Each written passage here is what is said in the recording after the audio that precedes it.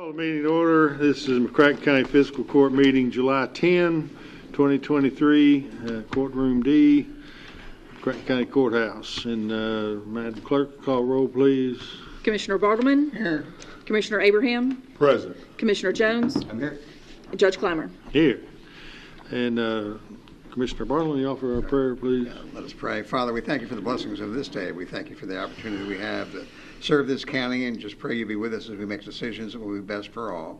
Father, we just pray for our first responders, for all the work that they do. Father, we ask a special prayer today for the families in Ballard County from the tragedy that occurred there last week. Father, we just pray for those families in that tragic event. Just be with them and comfort them in their time of grief. We also pray for our law enforcement officers who were involved in that they could, real tragic for them too, even though they weren't directly involved, they saw the results of that. We just pray for them. Pray for all our other first responders, for our deputies, our ambulance workers, our firefighters, our jail workers. We just give them safety as they perform the duties to keep us safe. We're just so thankful for what you do for us. It's in Jesus' name we pray. Amen. Amen. All right, stand and join us in the Pledge of Allegiance. I pledge allegiance to the flag of the United States of America and to the republic for which it stands, one nation, under God, indivisible, with liberty and justice for all. All right, first up is the consent agenda. It is ordered to approve the consent agenda for the July 10th, 2023 McCracken County Fiscal Court. So move. Second. I've got a general question. Steve, where are you? Is he here? The all the jail contracts in there, they're all routine, and there's nothing really new in there.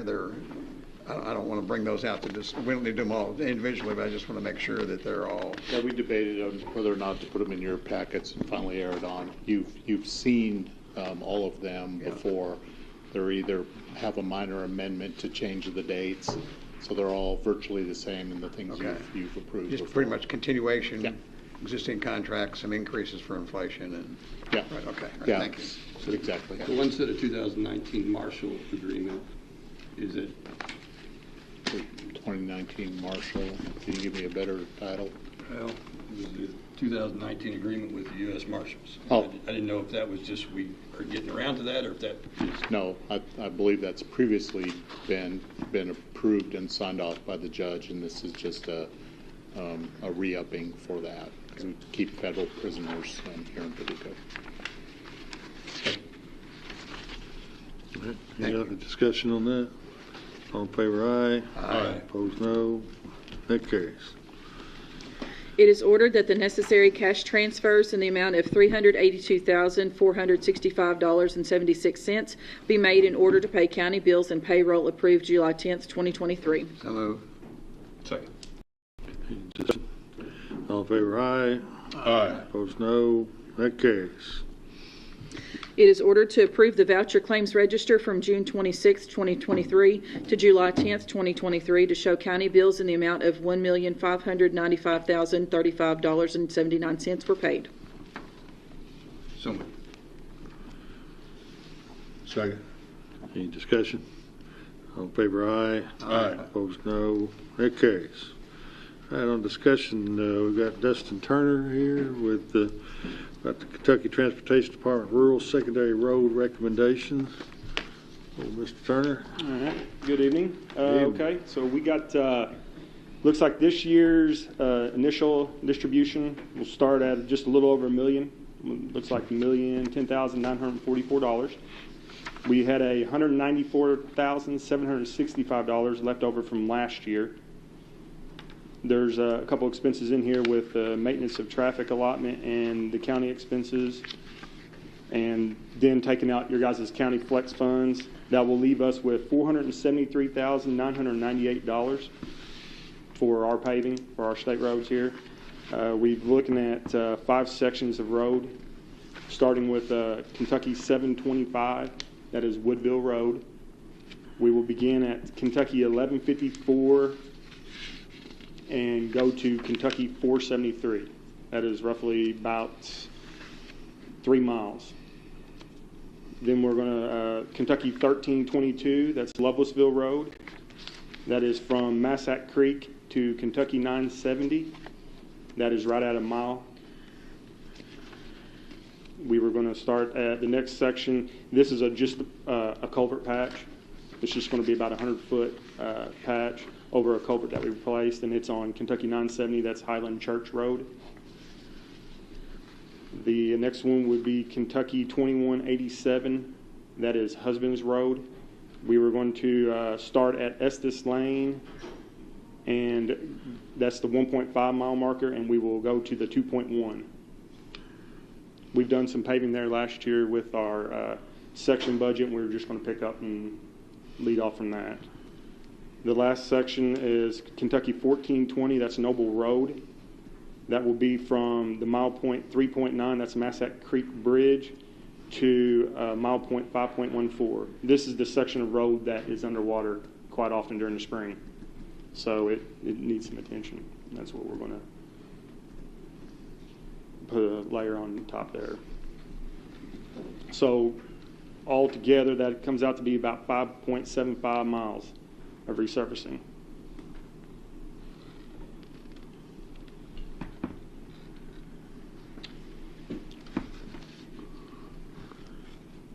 Any questions?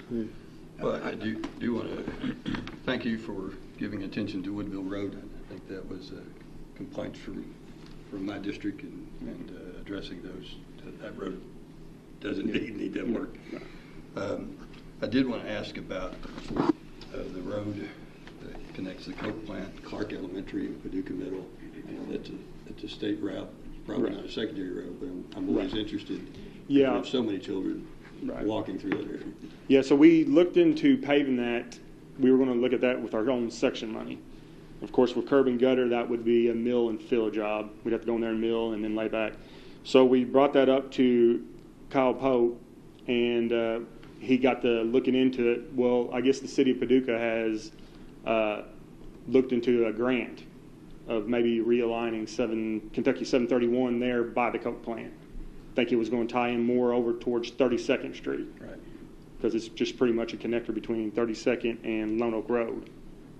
So we're just going to hold off on that right now until we can find out where that alignment's going to take place, and then we can go ahead and we can pave up to where it changes. Gotcha.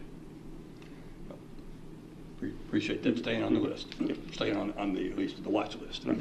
Yeah, we'll do. So I'm just want to make sure, these are all state roads, right? Correct? That's correct, yes. Okay. So when it comes to McCracken County roads, our roads, is this where we talk about that, or is that another? That's your flex funds. That's the county flex fund there, number 3 on your paper. Yeah. That's that money. Okay, and the reason I bring that up is because I was contacted by some concerned citizens off of Cumberland. That road runs right past Lone Oak Intermediate, right there. So I took a field trip with these fellas, and that road is a little wider than a golf path. Yeah. And the gentleman I was with talked about how many side mirrors has been just tore off. And while I was there, and I will share this video with you all, I was in the truck with him, and another car was coming, and you literally have to get off the road for 2 cars to pass. Now, this is the summertime, and these guys were telling me, he said, man, when school's in, this road's a problem. So I want to make sure that, if we're looking at priorities, we really need to look at that, because, you literally have to get off in the ditch for 2 cars to pass right there. And I don't think that's acceptable. It's probably not Dustin's bucket of money. It's probably Randy's bucket. I'd say that's Randy's, yeah. I'd say that will come through Randy's department. Okay. Mm-hmm. Yeah, we need to address that, because it's pretty bad. It's pretty bad. And I think we end up surveying those for them. I mean, we take a look at them too. So yeah, no, I'm glad you brought that up because we can keep that in Come on, mind. yeah, I'll share the video with y'all. Okay. I wanted to comment. I think we appreciate the work. I live in the Reedland area and the work that's been done on US 60 and 62 from the Marshall County line into the Ledbetter Bridge cutoff and all. And I think we've talked earlier, but there's only one section in there that needs to be paved that goes from the bridge cutoff, the Ledbetter Bridge cutoff into the railroad bridge coming into the city. And I think that's scheduled to be paved. Yes, that's on the list. Yeah, like we talked, eastbound was paved last year through Inlet as a construction job, which a lot of times those roads, the cardinal direction and non-cardinal, will let at the same time. For some reason, this one didn't. So we were waiting just to see if it come through. It didn't come through, so that's why this year we're going to get it. We'll just give our own section. And that will be budget. done this late summer, early fall, is that correct? That's right, yeah. And once that's done, I mean, Calvert Drive was paved, and there's just a Yeah, lot of good, the east end will be, of 60, 62 Yeah, so- over there. That would be, pretty good out there on the state roads. So Right. I'm sure there's other lists we could put together that need to be done, but I appreciate all the work done on that. And I get people contact me a couple times a week about, understand. it's kind of like a washboard coming in there, so, Yeah. thank you. So it's probably not your department, but Friendship Road, you got any idea when that's going to be reopened? We want to have it open to traffic this, by the holidays, later this fall. It's on good schedule right now. Weather's been great and they're ahead of schedule. So Curb and gutter right now, and they're going to lay rock. I just talked to my inspector. They're going to lay rock here in the next couple of weeks, and then finish out the curb and gutter and sidewalks, and so it's going really well. About mid-November is what I heard. Yep, that's what we're shooting for. Oh, that holiday. Yeah, that holiday, yeah. Not Labor Day. Good one, yeah. Anything else? All right, appreciate it. Thank you, guys. Thank you. Then we've got Steve Irvin on this little update on the sports complex.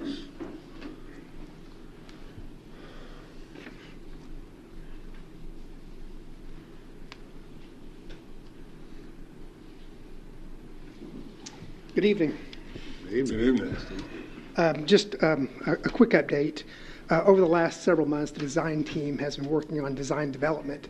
And what that includes, this is a partial list. It's final roadway layout, parking configuration, whether it's angle, whether it's 45 degree, is it 18, is it 20 foot, and just really start to refine those things. Public areas, entrance design, including the entry plaza, materials and functions are being discussed for all those original site improvements. Last week, a purchase contract for 130 Metcalf Lane was approved by the Sports Tourism Commission. This property has three 1,500 square foot maintenance storage buildings currently located on it that can be used for maintenance. It's on Metcalf Lane. The Purtles used to own that property. We're planning on closing on that property on Friday. While you're on there, who is that become the county property? That would become STC property. It'd be McCracken County Fiscal Court property, right? No, STC would be purchasing I'm it. sorry, The what? Sports Tourism Commission. Okay. Yeah. Is the other land property out there in their name, or is it the county's name? On Metcalf Lane, the Sports Tourism Commission owns it. Okay. The larger park, McCracken County does. Okay. This purchase allows us for reduction in construction cost. Obviously, if we can use that as maintenance, we're not going to have to be building that building in the future. So that was a good purchase. Stewart Nelson Park engagement. Design concepts have been presented to several members of the Paducah Historical Preservation Group. The design team is awaiting comments from PHPG on the Memorial Plaza. The design team has also been working with H.B. Clark, which is the original designer of the disc golf course, to make sure that adequate space can be provided for all the golf improvements. He was on site today, actually. As far as bid packages that are out or will be going out soon, the dog park relocation, the City, County, and the Sports Commission have all agreed to the base improvements to the new dog park. PFGW is waiting on some additional civil information to be included in the bid package. Releasing of these bids should occur in the next several weeks, with construction finalizing in October, November, and that will be before we break ground on the new facility, so that dog park should be open. Selective demolition of the grandstand and the adjacent concrete 650 building. We're currently waiting on the results from the asbestos inspection. Any results that we get back will be included in the bid package. The project should occur this summer. This completion will allow more exact as-built drawings for the construction documents, which should be starting here soon. On to the project schedule, where we're at right now. Design development is to be finished in July. The entire design team will be in town the first week of August to review and approve the final design documents. The construction documents will start immediately after that. They take approximately 16 weeks. Final construction document review towards the end of November, so that's when it should be finishing up. At 75% of construction document development, Bacon Pharma Workman, our civil, will submit documents for local, state, and federal approvals. The Fiscal Court City Commission and Sports Commission will review complete bid documents at 100% construction document development per the interlocal agreement. So you're going to get the entire package, obviously, before we go out to bid. But I anticipate the entire design development package also being in your hands before construction documents start. The bid opening is still around February of 2024. Construction award around March 15th with groundbreaking in the spring of 2024. And we're still on schedule for opening day in the spring of 2025.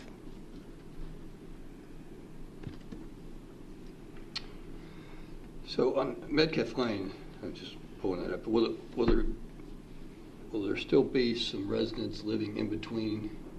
No.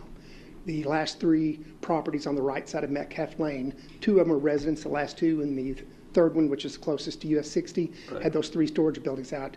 The STC has acquired the last two. The second one, we actually took down the house. The last one, they just recently moved out, so we will be going through the demolition process. So we SDC County, we now own all the way up to the parking lot? I guess. We own from the back of United Rentals storage area, Gotcha, all the way back to the park. That's awesome. Yeah. So, start construction spring of 2024. Correct.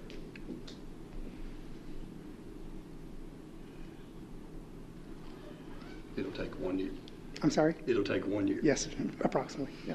Have there been any unanticipated glitches that have come up through the process so far?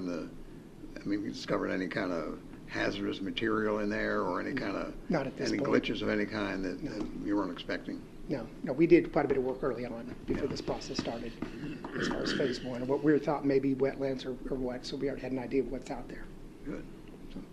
That's good. And when you say demolition of the grandstand, you're talking about demolition of the interior Yeah. of it. The grandstand itself is going to remain. Right, that's just partial demolition. It's taking down your hanging ceiling and, any interior non-supporting walls. It's going to get back down to the base, the metal that's inside of it. That way they can do a 3D scan and do as-built drawings. So when they put the construction documents out there, much more correct. This demolition would have to take place anyway before the new construction interior would happen. We're just doing it early so we can get those as-built drawings.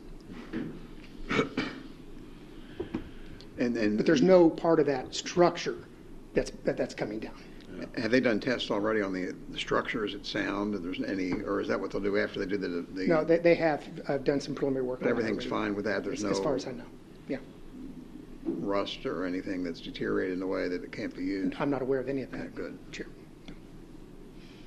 Glad we got you, Steve. Good. Fun project. Very good. All right, thanks, Steve. Thank you. And we have some discussion about the payroll grid for the several departments in the county. Steve, you taking that? We got your names beside it.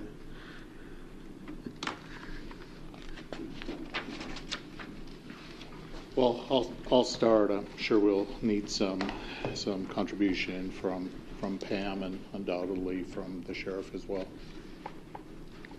Okay. So there was discussions about when this would be implemented, what was the, or not when, but the, what is the anniversary date, and some, I guess, you call it inequalities depending on when a person either is hired new, what's that person's anniversary date under this grid, and likewise for a person who is promoted. It appears that it's all really limited to these inequalities or disparities, I guess, in pay, and pertain to a person who's newly hired in their first year, or a person who has been promoted in that first year of promotion. So that a person who is hired, and that really centers around our need, according to our software, of making these payment adjustments at the beginning of the fiscal year, which is July 1 for us, so that a person who, say, hires in new on July 2, their anniversary date would then be the next July 2.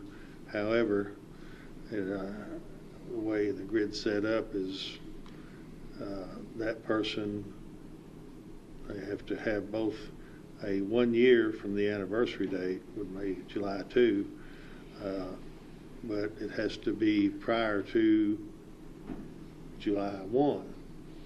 So that person has to wait for an entire year, less 1 day, to get the grid increase to the next category. I think I said that right.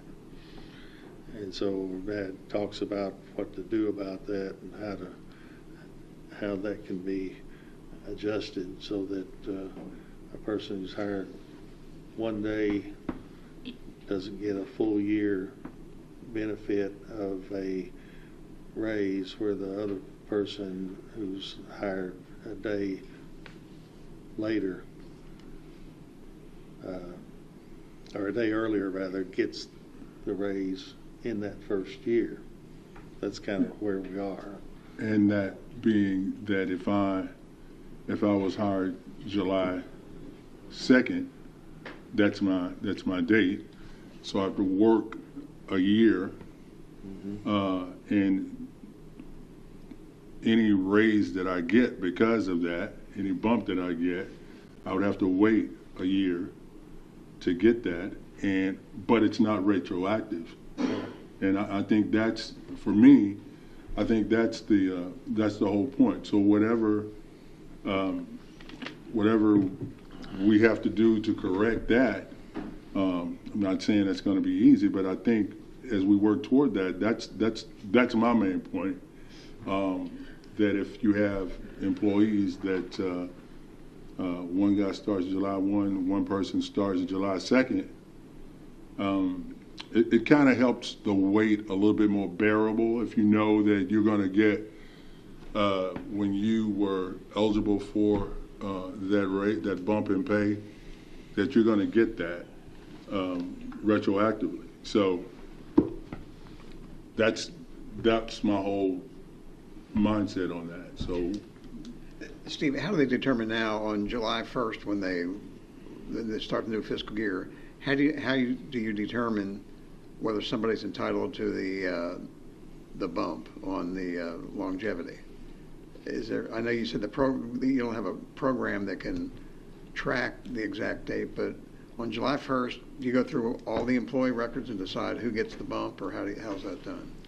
Yeah, so the Sheriff's Department submitted, we had to have a starting point, so they submitted a spreadsheet to us that had the number of years, and then we true up everything on July 1, so that you go to you get your next year credit. Sometimes that results in a raise, sometimes it doesn't, because you can see in the grid there's 6 to 10 years, 5 to 7 years, so it just depends. So due to the limitations with our software, we don't go through that activity every day or every week. We just go through literally all of the employees, because this isn't just an issue in the sheriff's department. It's the same issue in the jail and same issue in the clerk's office. So we true everyone up so that their anniversary date effectively becomes July 1. And it's when you implement a new grid, it becomes a year one problem with implementation, and also becomes an issue with new hires and promotions as well. How hard would it be if we did, I mean, if we couldn't do it every month, if we did it quarterly, like July 1st and,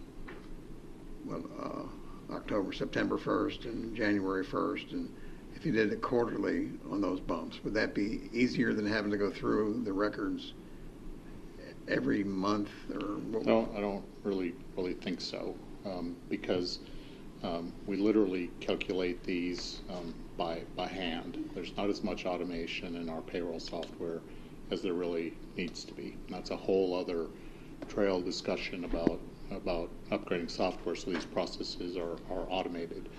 But so whatever decision we reach or whatever way we want to change our policy, it affects more than just the could the department head submit a report of when the anniversary comes up that would be affected by the grid, rather than the personnel office having to go through them, 200 and some employees, I guess, every month? Could the department head, the sheriff and the jailer and the clerk submit a report saying that these people now are eligible for the longevity bump? That still puts us in the issue of we'd be calculating payroll. So you have 235 employees. This problem affects 3/4 of them. So we'd literally be doing that, be changing payroll by hand. It'd become a weekly chore for us. The issue of finding out when the anniversaries are that's not hard for us to do. I can't remember, did we use date of hire or date of promotion in our grid? Really neither. It just says year 1, year 2, year 3, and then the ranges. We took the years that the sheriff said that they had, and then it just goes up a click on the next July 1. So they can. So first of all, the ordinance doesn't define that at all. And this wasn't a new practice. The county's been doing it this way in the sheriff's department for many years. All right, so the ordinance doesn't say, well, what are we using? Are we using date of hire, or are we using date of promotion, or are we using whatever number the sheriff says use? Well, currently they provided us with a sheet that said how many years, because that number isn't completely relevant to us, because it's only relevant if you're a new hire and you're starting out as a bailiff or a new road deputy, because we do this thing where we give credit for prior service. And so the sheriff, they're recruiting someone from another community. In fact, majority of our recent hires have come from other agencies. So the sheriff comes in and says, they've had 3 years in some other county and 2 years of military MP, and we're going to give them 5 years of credits. We plug them in right at that point. And I mean, aim to suggest that that's usually a negotiated and disclosed. It's Yes, all part yes, of the hire. yes. So, usually I get a call, or I think we all get a call about that.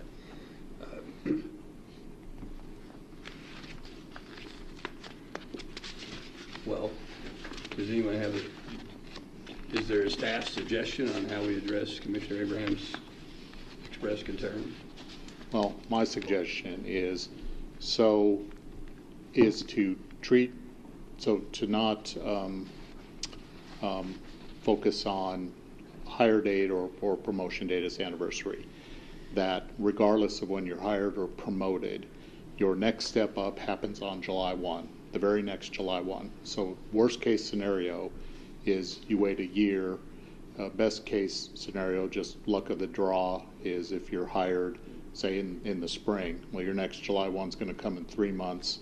For someone else, they were hired back in August, it's going to take 8 months to get to July 1. But once they get to July 1 the first time, which will be less than a year for everybody, then it trues up for the group. And then the same will happen with the promotion. If someone gets promoted, from road deputy to sergeant, there's going to be a new negotiated salary step, and then their next bump up or their next year credit will happen on July 1. So instead of waiting for a year plus to go by, we'll do it on a less than a year basis for everybody.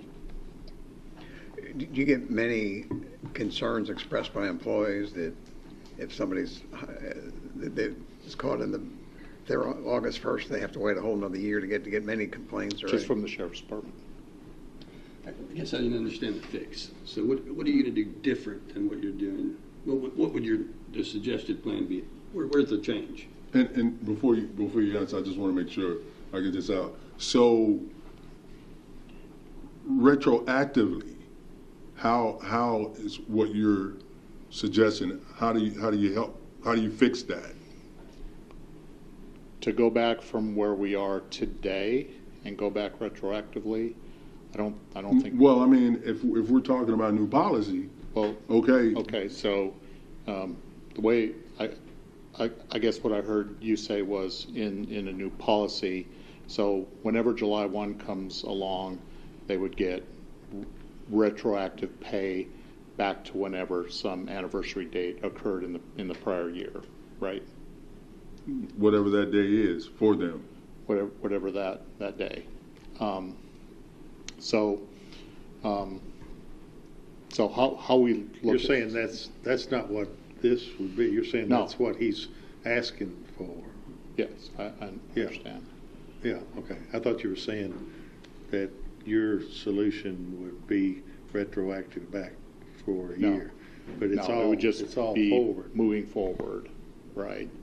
Okay, let's say we start. But I think what, Commissioner, are you suggesting that it would go like this? Say there was a new hire and they were hired in January, that they would serve their year, and then so their anniversary date would come by in January. They would get their bump in July, but we would retroactively credit them with 6 months at that point. Correct. The problem is, or I think the challenge is, you continue to chase that 6 months through the grid forever, because at some point they're going to have to spend another 18-month period if they were hired in July before they get their next 1 year credit. What I'm suggesting is don't do any of that. Just every time July 1 comes along, for everybody, they go up a year, regardless of when they're hired, regardless of what their promotion date is. So instead of making them wait, advance it to them quicker. Then you don't have to do retroactive, because it all corrects it to July 1. So for what you're suggesting then, if somebody is hired in August, they would get their bump July 1st. Yes. The same as if somebody Less than a year. They'd get their bump in 11 months instead of a year. the same as if somebody was hired in June, they would get their bump on July 1st. So What about the guy that's hired on June 29th? Give it to them. Here's what we do in benefits. So there's a long-standing in fully insured plans. You get your health insurance on the first day of the month following 30 days of employment. So if you're hired at the beginning of the month, you effectively wait almost 2 months. If you're hired towards the end of the month, then you get your insurance in a little less than a month. And remember, we don't hire that many people into the sheriff's department. I mean, how many new hires did we have last year? 3, 4? I doubt it was 5.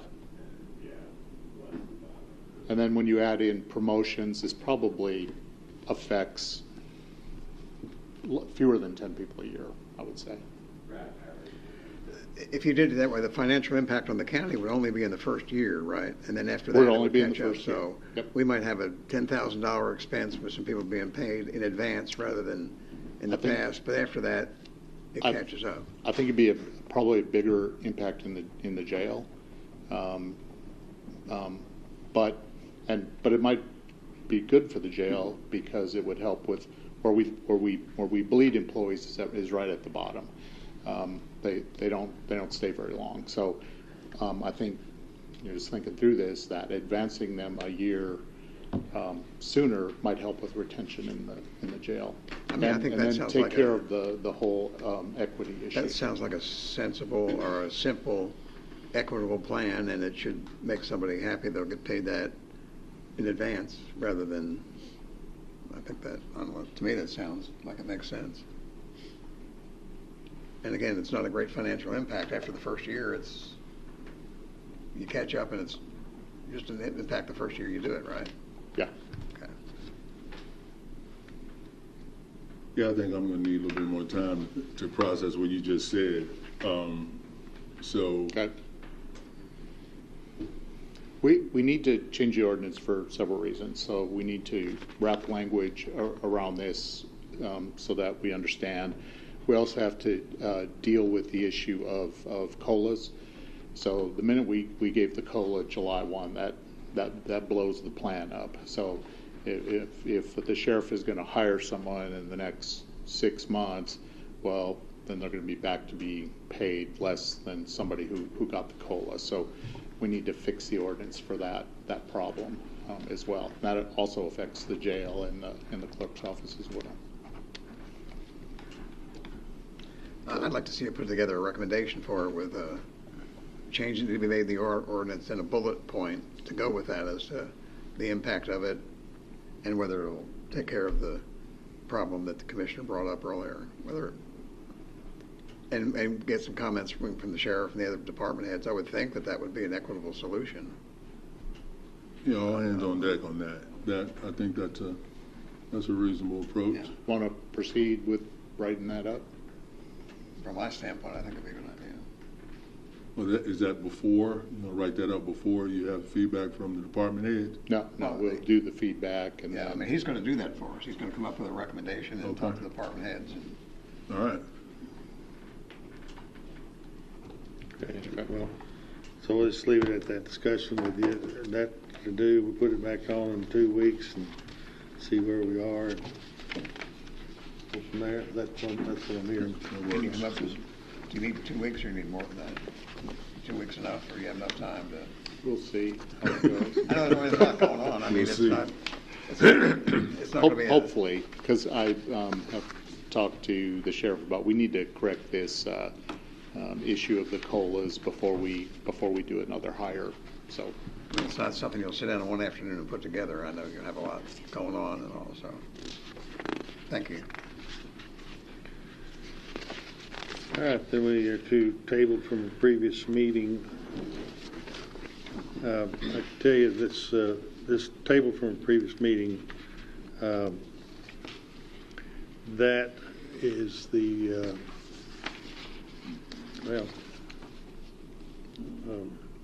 Jackson Purchase. the deposit on the Jackson Purchase Electric. We thought that we had that worked out to where it wasn't going to be any issue. However, it remains that's going to have to be paid. However, I spoke with Dennis Rouleau and I said, can the airport manage this 53,000, 26,800 being our share and 26,800 being the city's share, and then we can perhaps it can be resolved later on down the road somewhere. And he said that the airport will go ahead and take care of that, paying that down payment, so we don't have to, the city doesn't have to. So if we're agreeable, we can vote to remove it from the table and then just withdraw it. all right. Is that a I'll make motion? I'll make that motion that we. Okay, he's gonna make it. All right. Okay. You're too vague. Jumped on that. Okay. Any other discussions? This is to remove it from the table, so all in favor of removing it from the table? Aye. Aye. All right, remove it from the table. Any discussion about it, Well, other than to just withdraw it? Is this one of those I move- deposits when you? I move we withdraw item A under 5. Then we just withdraw that from the agenda, All right, remove it from the agenda. got a second? Second. Sure, second. Okay, any discussion? Well, so it's just, normally when I pay my security deposit, Jackson Purchase, if I make my payments within every month, they give it back. Is this money that be returned anyway? If they give yours back, then you're the only one. More likely. Oh, really? So I assume so. It was several years ago, but In speaking with the general manager, he said they do issue refunds to homeowners and businesses after they close their account and move. So, but in the case of Barkley Regional Airport, that could be 100 more years. Well, we So- hope, yeah. So they would hang on to the funds for as long as they had that account open. neat is that for them? Well, that's almost like finance. Well, you said they refunded when you close your account, but you think you've gotten a refund? Well, I You mean, maintained your I thought that was an entity, that was the case, I mean, in the last 20 years. I thought that happened, and I guess. Well, I certainly remember when I initially signed up for Paducah Power, and my bill was $7 a month, and they wanted $100 from me. But I got it back after 6 months or something like that. Maybe that was, I had one house that was in Paducah Power, so maybe that was, Yeah. maybe it was Paducah Power. Well, we're not going to give up on it. I mean, What are you talking about, rental property? What are you talking about, getting a refund from the power company? I seem to remember a house that I lived in, at one point they sent me a check back. It said, because you paid all your payments, here's your deposit back. But maybe I dreamed that up. I don't think that happens over on Harrison Street. But that I may be wrong. It was Could've credited to my account. This is JPEG, Jackson Purchase. I withdraw the question. I'm gonna poll my neighbors. That's what it. All right, all in favor of removing it from the docket, or the agenda rather, aye. Aye. Aye. Opposed, no. All right, it's gone now. Court orders. It is ordered that the county judge executive is authorized to sign an agreement of affiliation with the West Kentucky Crime Stoppers that authorizes a $1 fee added to court costs to McCracken County. The fee is collected and distributed by the circuit court clerk as required by KRS 431.597. So moved. Second. Any discussion? All in favor, aye. Aye. Opposed, no. That carries. It is ordered to pay the invoice dated May 25th, 2023 to PFGW for the Sports Complex project in the amount of $116,934.25. This is pursuant to the interlocal cooperation agreement dated September 7th, 2022 between City of Paducah, Kentucky, the County of McCracken County, Kentucky, and the Sports Tourism Commission. As per the interlocal agreement, the City of Paducah pays half of the invoice to McCracken County. Further, the treasurer is authorized to transfer $58,467.12 from the general fund to the Sports Complex Project Fund. So moved. Second. Any discussion? All in favor, aye. Aye. Opposed, no. That carries. It is ordered to pay the invoices listed below to Barkley Regional Airport Authority for the new terminal expenses in the amount of $54,542.60.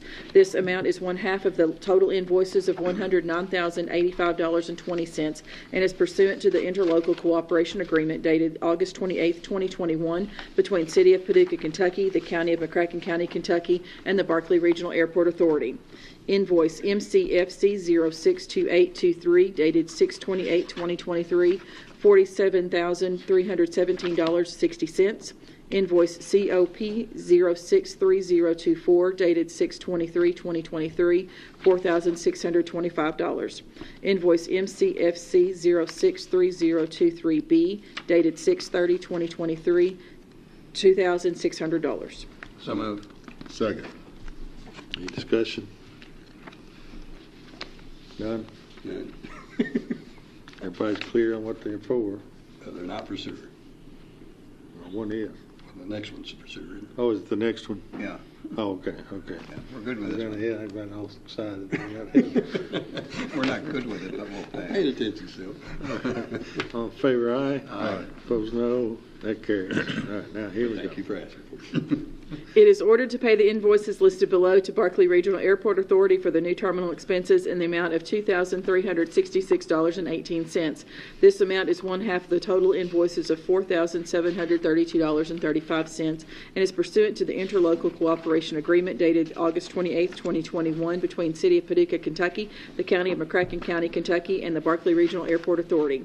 Invoice MCFC 060523 dated 6/5/2023, $2,366.18. Is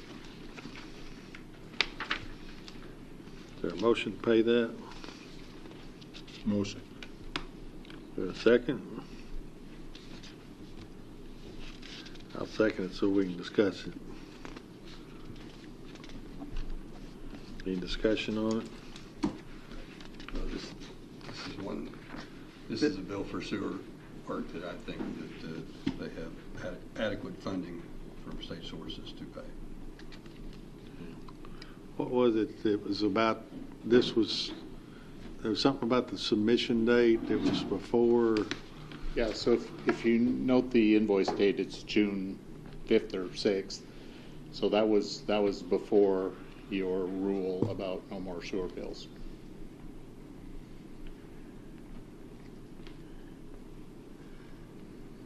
Of course, our discussions with the Department of Aviation, Jim Gray indicated that Yeah, I anything mean, 6 months before will be okay. They've got a $1.7+ million grant from the Delta Regional Authority. They've got $500,000 they're going to use from the state grant and $250,000 that the sewer board is going to cover. They've got, under the interlocal agreement, we don't have to pay for expenses that are covered by other grants, and these other grants were received after the interlocal agreement.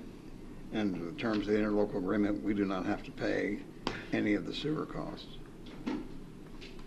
And the date, and we informed them, the date it was submitted doesn't make a difference. I was just, the work was done before That's said no fine. more sewer bills. But the grant was received, at the time this work was done, they had the grant money committed to them. But did they make that point out that this is the last one they're going to submit or anything like that? Nope. we kind of think that it might be, but we It's, don't know. I think the smallest engineering bill we've seen. I think the total invoice was $4,400.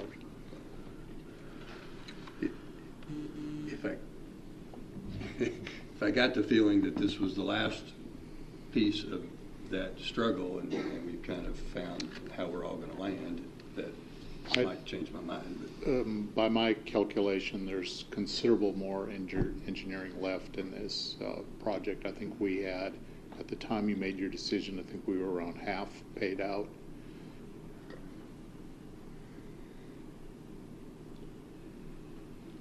Well, and I would say Commissioner Bartleman is correct about the interlocal agreement, that it did say that we are last in on money on any shortfall not covered by any other source, and there was grant money to cover these expenses. So there's that. From that, I don't think we're at least legally obligated to pay that, whether we want to pay it otherwise or not. Any other discussion? So, all in favor of paying, say aye. Aye. So, one aye, 2 noes. I'm a no. I generally don't vote unless it makes a difference. I think that's the appropriate position. In this case, it would just be a tie. So that fails then. All right, E. It is ordered that the amount of $58,766.67 be paid to Bill Dunn, McCracken County Property Evaluation Administrator, same being the first installment of the county's statutory obligation to the PVA for fiscal year 2023-2024 based on certified assessment. So moved. Second. Discussion. On pay bill. Got to pay bills. All in favor, say aye. Aye. Opposed, no. That carries.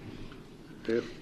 It is ordered to approve the June transient room tax in the amount of $452,498.07 to be dispersed as follows. Paducah CVB, $133,746.22. Convention Center, $90,278.43. Sports Tourism Commission, $137,082.39. Escrow Fund, $91,386.03. So move. Second. Any discussion? Another big month. All in favor, aye. Aye. Opposed, no. That carries. It is ordered that a resolution be approved to authorize an update to the signature authority on accounts held with Regions Equipment Finance Corporation. So moved. Second. Discussion. What is the Regions Yeah, I didn't know what Equipment this was. Finance Corporation? What is that? This, I believe, was the debt that the county did for the energy project in the courthouse. Oh, okay. Okay. So, 2 terms ago. And so the signatures are authorized signatures are for people that are no longer here. Okay. So we're doing corporate resolution to get Pam and the judge's name on it. And this was a bond that we had to cover. Yeah. And on paper, at least, it looked like the energy savings would cover the cost of the work. Whether it does or not, I think we could debate, but the analysis was Yeah. that, Correct. and it's correct. So, Okay, thank you. so they're gonna sign releases? What will they sign? It's basically for my audit confirmation. They have to send an audit confirmation each year, and last year we had trouble getting them to release it because no one was here that was on the account to sign it. Okay, So they asked that we update that, so we don't go through that. gotcha. Okay. All in favor, aye. Aye. Opposed, no. That carries. It is ordered that a resolution be approved authorizing the judge executive to execute any documents and serve as the authorized correspondence in relation to the House Bill 1 County Clerk Election Equipment Grant. So moved. Second. Any discussion? All in favor, aye. Aye. Opposed, no. That carries. It is ordered that a resolution be approved authorizing the judge executive to execute any documents and to serve as the authorized correspondent in relation to the House Bill 1 Jail Arraignment Equipment Grant. So moved. Second.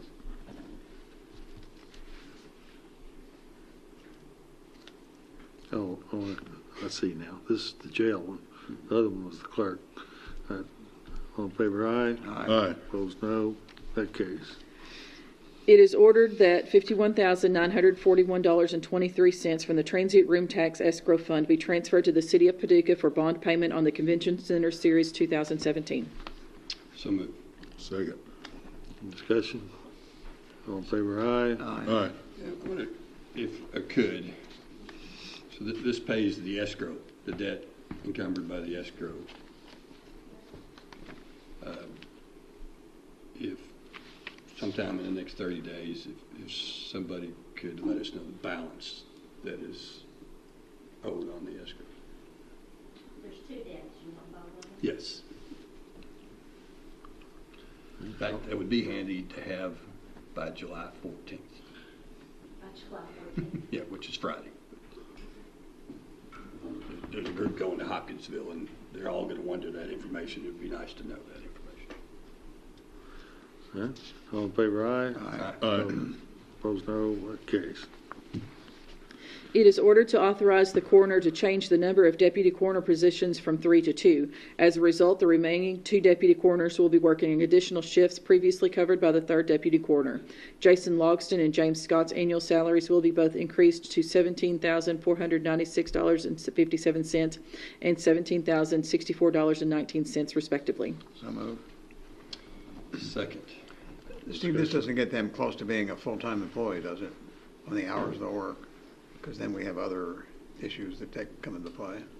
Deputy coroners are the most unusual animal we have because they're paid a set amount regardless of how much they work.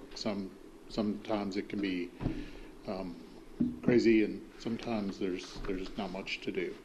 So we've traditionally carried 3, and they split all the weekends and the on-call time that the coroner herself can't, and so they got together and said we can handle it with 2. It'll just result in them working more. So we divided the money from the 3rd and split it between these 2. But they're not getting close to being considered full-time employees, are they? No. Okay. So what's our position going to be if they later come back and say, we were wrong, we can't handle it, we need a 3rd? We said we're not going to revisit this for at least a year. Live with it. Do they keep track of the hours they work? Not required to. I don't know if Amanda does or not, but they do not. They don't punch a clock. Not do any of that. I mean, I don't think they're going to do this, but I wouldn't want them to come back 3 years from now and say, I've been working as a full-time employee, here's the hours I worked, and you didn't pay me for these, and file something with No. whatever agency it is that handles it. That's not gonna a happen. danger, okay. So that person coming before the fiscal court asking for that increase would be the coroner, correct? Yes. Happens in the spring. Yep. Any other discussion? All in favor, aye. Aye. Opposed, no. That carries. It is ordered that the bids for 2023 Dodge Durango pursuit vehicles for use in the McCracken County Sheriff's Department be awarded to both Linwood Motors of Paducah and Don Franklin Auto. It is further ordered that the treasurer is authorized to pay $39,698 to either dealer for each vehicle purchased. So moved. Second. So this left me a little unclear as to, so who are we buying it from? Which one? So it's what it amounts to. Don Franklin has several cars ready to, on the lot, ready to go. Linwood has, what, 2 or 3, maybe more. Ordered 6. And he thinks they'll be here within a couple of months. We need 2 right now. In fact, there was one wrecked, probably totaled last week. We lose maybe three cars, 3 cars a year, somewhere around in there. This was not. Well, this was a deer's fault. You know, respect. We had the right of way, right? Yeah, and so we debated about how to do this. If we approve both Don Franklin and Linwood, we prefer generally as a theory to buy locally, and the bids are the same. However, in this case, because Don Franklin has them right now and we need them right now, his bid is best for 2. Is that what this was? Well, it's coming up for,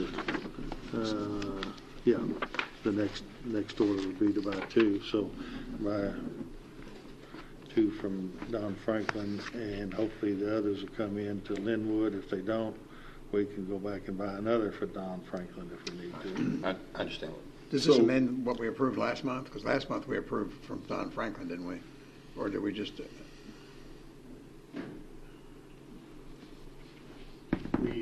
We approved as the approved vendor to be Don Franklin. This adds Linwood to the mix, so that we can replace the ones we need to replace immediately, and I think that number is 3 or 4.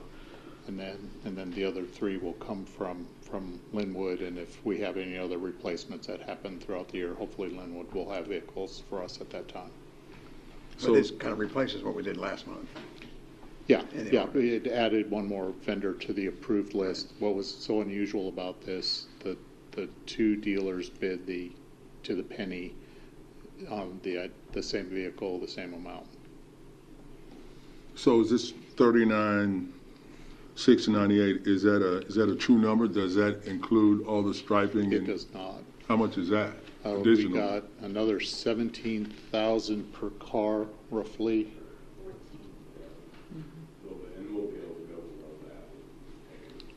I think we budgeted 17,000 per vehicle. Depends on how much equipment they take off the old vehicle that fits on the new one, and what happens to us where we get victimized by. They change the body style to make the roof a little bit shorter. Now our cage doesn't fit in there, or they change the middle arrangement and our console doesn't fit in there anymore from the old car, and we end up buying new stuff. That happens to us all the time.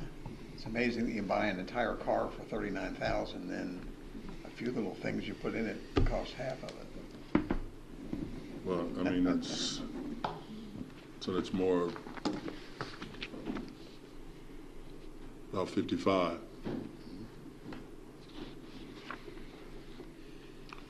Kiddo. Any other discussion? All in favor, aye. Aye. Aye. Opposed, no. That carries. It is hereby ordered that 2 2023 vehicles, VIN 1C6SRFFT8PNG616875 and VIN 1C6SRFFT0PN616871, leased by the sheriff from Don Franklin Auto on June 23, 2023, using forfeiture funds as approved.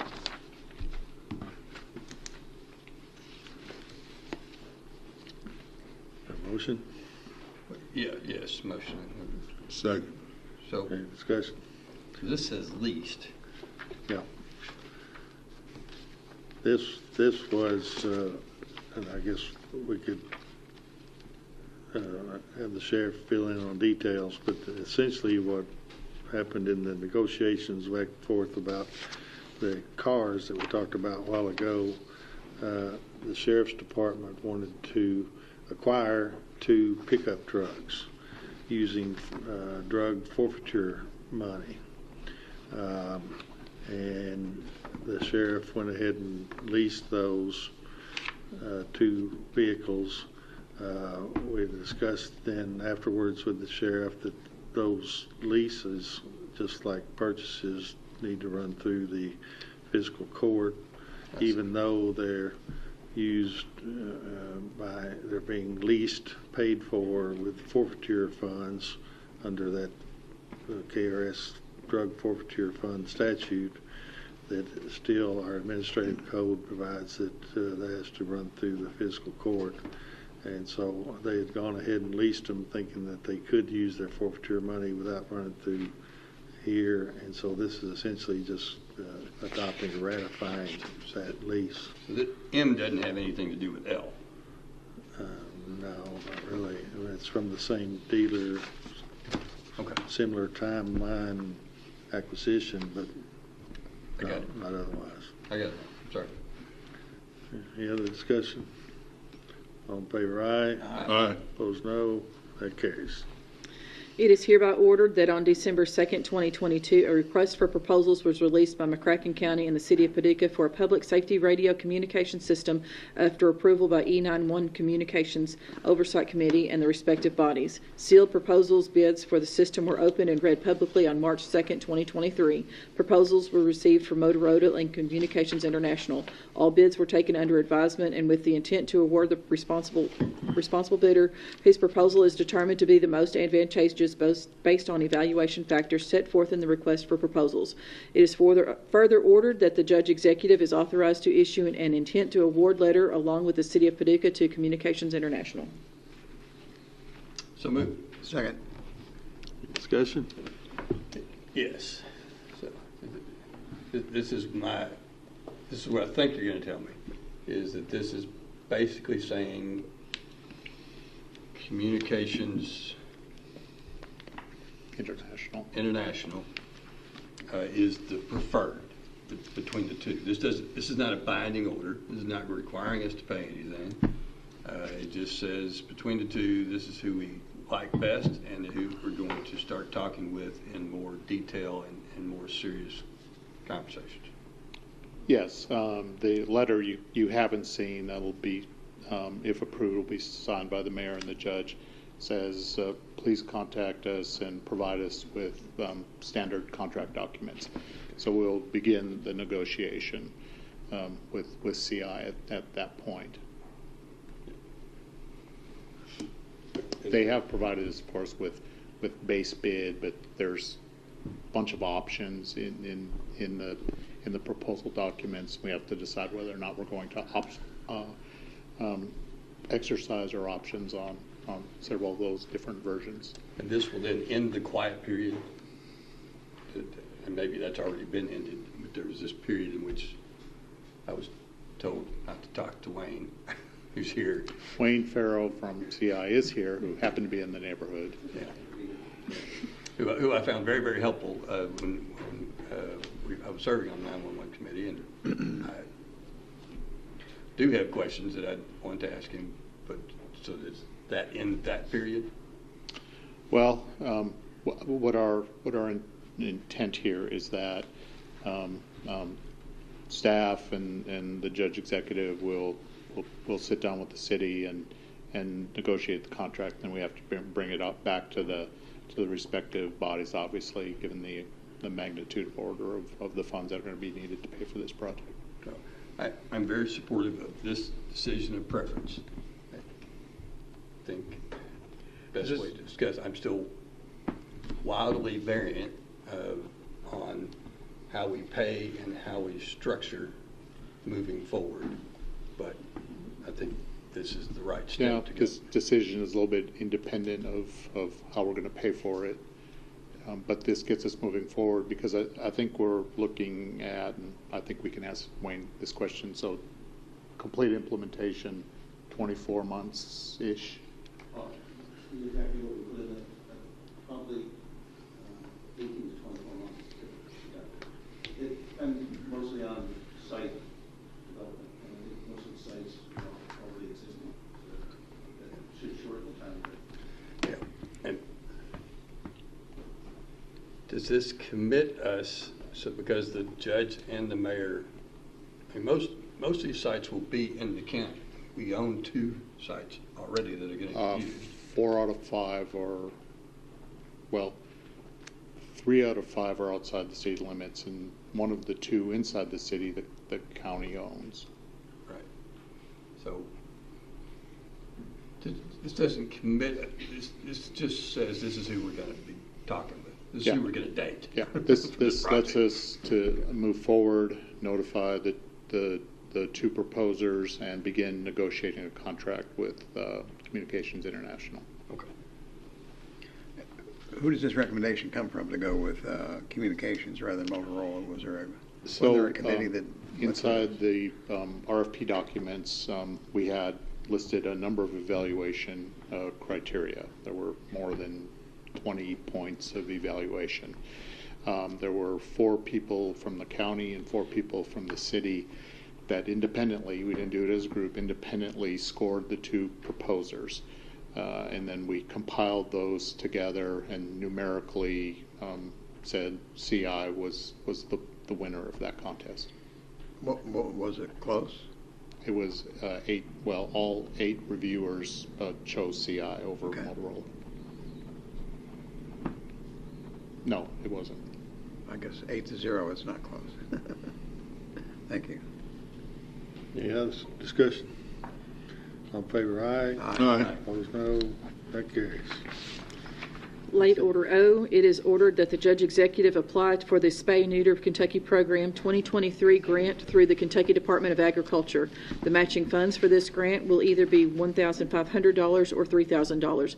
It is further ordered that the Judge Executive is authorized to sign all documents necessary for same. So moved. Second. Any discussion? All in favor, aye. Aye. Opposed, no. That carries. Good program. It is ordered that Rod Martin is reappointed to the Lone Oak Fire Department Board for a term ending June 30th, 2026.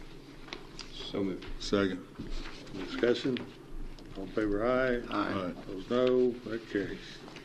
It is ordered that Mark Williams be reappointed to the Zoning Board for Adjustment for a term ending June 30th, 2027. So moved. Second. Any discussion? All in favor, aye. Opposed, no. Aye. That carries. It is hereby ordered that pursuant to KRS Chapter 67, the first reading of Ordinance 2023-12 shall be conducted in summary format as follows. McCracken County, Kentucky, McCracken County Fiscal Court, Ordinance Number 2023-12. An ordinance amending McCracken County Ordinance Number 2016-11 by revising the amount the county will pay for cremation services to $750. Summary. The present ordinance revising Ordinance 2016-11, the McCracken County cremation services to be financed by the county pertaining to a modification on the maximum dollar amount the county will pay for cremation services. Certification. It is hereby certified by the McCracken County Fiscal Court that the present summary represents an accurate official statement of the main points of and contents of Ordinance Number 2023-12. Public inspection. Ordinance Number 2023-12 shall be available for public inspection in its whole and complete form in the McCracken County Judge Executive's office during ordinary business hours. So moved. Second. And so this is only the first reading, but all in favor of this language to be the first reading, say aye. Aye. Aye. Opposed, no. That carries.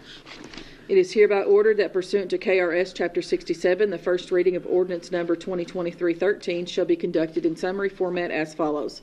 Commonwealth of Kentucky, McCracken County Fiscal Court, Ordinance Number 2023-13. An ordinance of reapportion the fiscal court, the Justice of the Peace, and Constable Districts of McCracken County. Summary. The action effectuated in the present ordinance is authorized Kentucky statutes, revised statutes, Chapter 67.045, and requires the fiscal court to reapportion the county into districts and establishes district lines for the offices of fiscal court commissioner, justice of the peace, and constables. Certification. It is hereby certified by the McCracken County Fiscal Court that the present summary represents an accurate official statement of the main points of and contents of Ordinance Number 2023-13. Public inspection. Ordinance Number 2023-13 shall be available for public inspection in its whole and complete form in the McCracken County Judge Executive's office during ordinary business hours. So this is also first reading. All in favor of this language, aye. We need a motion, please. Motion. Oh, okay. Got a motion, a second. All in favor, aye. Yeah, okay. Opposed, no. Aye. So, Oh, we got some discussion. well, is this what we tabled last? I'm a little confused as to what we tabled last time, and It is. After the meeting, the clerk discussed with me that we really need to do this by ordinance. In the past, we've done it both ways, but when you take a look at the statute, it really means that it should be passed by an ordinance. So this does away with the tabled order and replaced with the ordinance. okay. And so in what we tabled, I think Commissioner Bartleman had inserted the legal description. So since you're just seeing the summary, did we give them the full ordinance or just the summary? That's- In the, Yeah, it references them.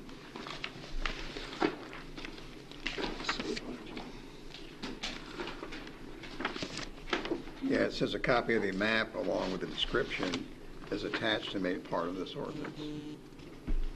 So the description that we had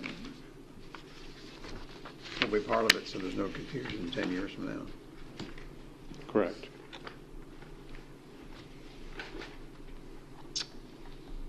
Okay. Well, It would be the last insert impact. yeah, the ordinance. Yeah, I got it. And so it basically replaces the resolution we did last time. Yeah. Okay. Well, and I was able to talk with the the individual who, now I can't remember his name, James, James Smith. I keep saying Stevens, but it's Smith, yeah. He explained to me his process, and I am more than satisfied. Okay. All in favor, aye. Aye. Opposed, no. That carries as first reading. We do have an executive session. Let's see, the executive session deals with, so we need a motion for executive session to discuss future sale or acquisition of a specific parcel of real estate as permitted by KRS 61810 1B. I think that's all. Yeah. Is there a second? Second. All in favor, aye. Aye. Opposed, no. That carries. We won't have any, well, we might take some action. We might take some action on this possibly. To sign a document following this. We may not, so we can't do the, in other words. So we're going to executive session. We'll come back in either to adjourn or possibly take some action based on our discussions. We'll need the clerk to hang out for a while. Hopefully not too long.